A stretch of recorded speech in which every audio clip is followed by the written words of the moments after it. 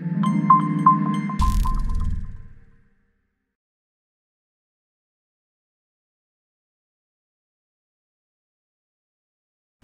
ar-Rahman ar-Rahim.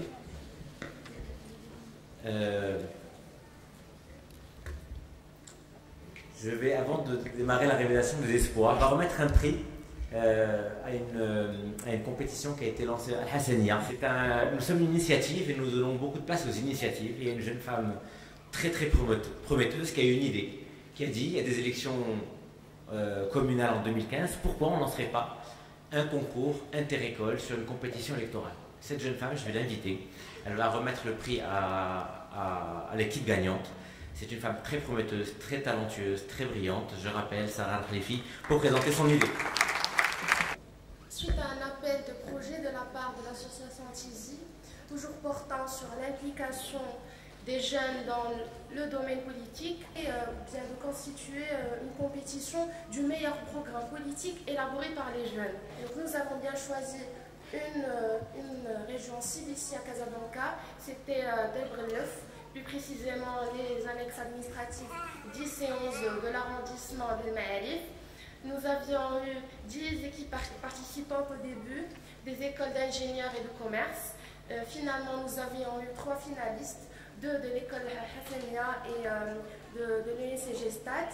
Donc ils ont eu droit à des formations, à des parrains, à du mentoring, et ça a duré 3 mois de travail. Finalement, le jury a été constitué et a choisi l'équipe gagnante. L'équipe gagnante de la compétition Best Political Program est l'équipe de l'UNCG Stat.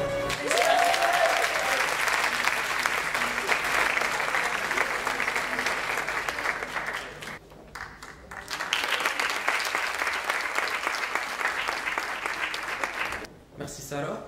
Donc, pour vous mettre dans le contexte, aujourd'hui le jeu politique au Maroc se joue beaucoup sur les idéologies, sur le populisme, sur un vide dans les programmes politiques. C'est dans ce contexte-là que Tizi est en train de préparer une nouvelle élite politique avec une méthodologie scientifique qui va sur le terrain, qui a une intelligence collective avec les gens sur le terrain pour créer des programmes riches. Notre vision, elle a été de proposer un programme qui va au-delà de la compétition, un programme qui soit innovant, un programme qui soit réalisable et surtout un programme qui peut améliorer le cadre de vie des gens de Delbrelef, qui peut répondre à plusieurs de leurs besoins, des besoins structurels de cette communauté et qui peut développer un savoir-vivre et un vivre ensemble pour ces gens-là. Après beaucoup de sorties sur le terrain, des focus group, beaucoup d'idéations, d'itérations, de retour sur le terrain, de retour à la théorie, on est sorti avec un programme politique Delbrelef en 10 mesures qu'on a présenté au jury, qui était composé de 7 personnes, différents backgrounds. C'est inspiré du socle de Delbrelef, du marché là-bas, où il y a beaucoup d'outils technologiques, mais on est surtout dans la vente. On s'est dit pourquoi ne pas faire une académie d'innovation technologique. Dans Delbrelef, on pourrait bénéficier de différentes compétences en électronique, en robotique, en software engineering, en beaucoup de choses, en marketing aussi. Et où des jeunes Marocains qui ont du temps, qui ont de l'énergie, peuvent créer des produits 100% marocains et les vendre sur place pour les Marocains. Nouer des relations stratégiques avec l'élite politique parce que le but final, c'est d'implémenter toute cette créativité sur le terrain et qui ait un impact sur les gens de Delbrelef. En fait, si je peux ajouter quelque chose, c'est que la ville de Casablanca, elle souffre de ses élus. Alors, elle souffre d'une non-gestion communale, elle souffre de l'incompétence de son conseil. Et franchement, là, je suis devant des gens formidables, je suis devant les espoirs de notre pays, les espoirs du Maroc.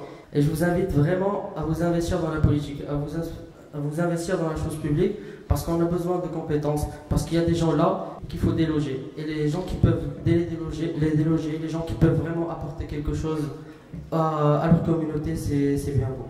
Merci.